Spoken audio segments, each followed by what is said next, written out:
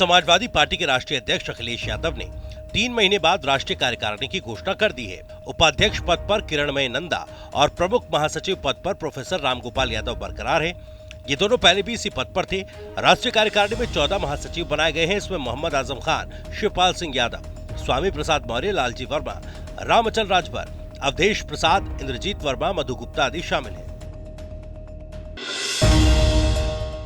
Sapa supremo Akhilesh Yadav ने कन्नौज में एक बार फिर केंद्र सरकार और सूबे की योगी सरकार पर निशाना साधा।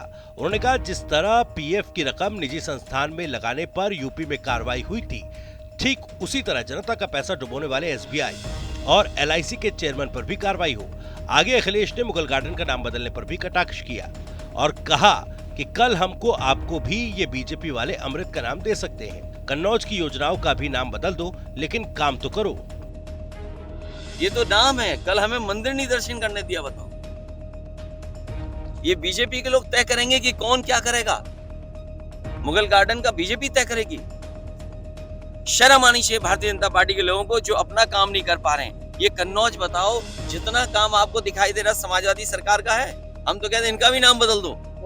अमृत म्यूजियम कर दो, अमृत मेडिकल कॉलेज कर दो, अमृत इंजीनियरिंग कॉलेज कर दो, अमृत शौचालय कर दो, अमृत सुसु घर कर दो। बीजेपी और आरएसएस पर हमला और स्वामी प्रसाद मौर्य से अखिलेश की मुलाकात पर डिप्टी सीएम केशव प्रसाद मौर्य ने करारा हमला बोला। उन्होंने कहा कि कुर्सी के लिए सपा अध्यक्ष और उनकी पार्टी के लोग तड़प रहे हैं। डिप्टी सीएम ने सपा प्रमुख पर निशाना साधते हुए कहा कि अखिलेश के समर्थन से ये बयानबाजी हो रही है।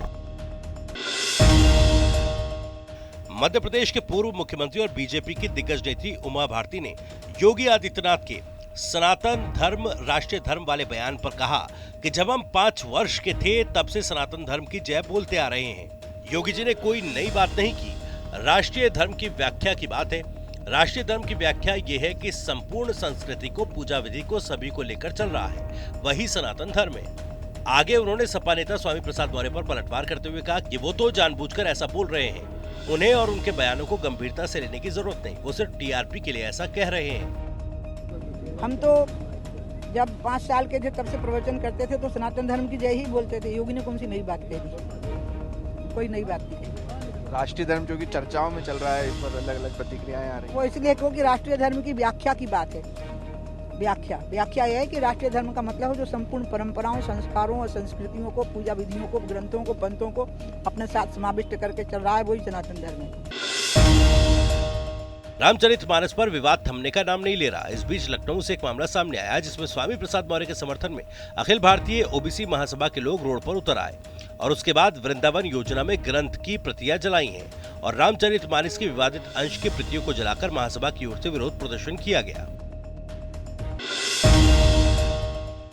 हरदोई में अखिल भारतीय विद्यार्थी परिषद के कार्यक्रम में शामिल होने बीजेपी नेता पूर्व सांसद नरेश अग्रवाल पहुंचे, जहां मीडिया कर्मियों ने स्वामी प्रसाद मौर्य के रामचरितमानस को लेकर दिए गए विवादित बयान पर सपा मुखिया अखिलेश यादव की चुप्पी को लेकर सवाल किया। तो उन्होंने कहा कि अखिलेश जी को ये सोचना चाहिए, शांत का मतलब हाँ होता है। अगर अखिलेश जी रामचरितमानस और भगवान राम के विरोध में है तो उनको खुलकर कह देना चाहिए कि हम अल्लाह को मानते हैं, राम को नहीं। अखिलेश जी को सोचना चाहिए, शांत का मतलब हाँ होती है। अगर अखिलेश जी रामचरितमानस और भगवान राम के विरोध में हैं तो उनके खुल के कह देना चाहिए कि हम अल्लाह को मानते हैं, हम राम को नहीं मानते। मुरादाबाद जिले से एक मामला सामने आया जिसमें एक स्कूल के छात्रों के पीटी टीचर ने बिना उनकी इजाजत के जबरन उनके बाल पर ट्रिमर लगाकर छोटे कर दिए, जिसके बाद स्कूल प्रशासन पर जबरन बाल को छोटे करने के गंभीर आरोप लगाए गए। उसके बाद छात्रों ने अपने परिजनों के साथ जिला विद्यालय निरीक्षक के ऑफिस के बाहर धरना प्रदर्शन कर टीचर के खिलाफ कार्रवाई की मांग की।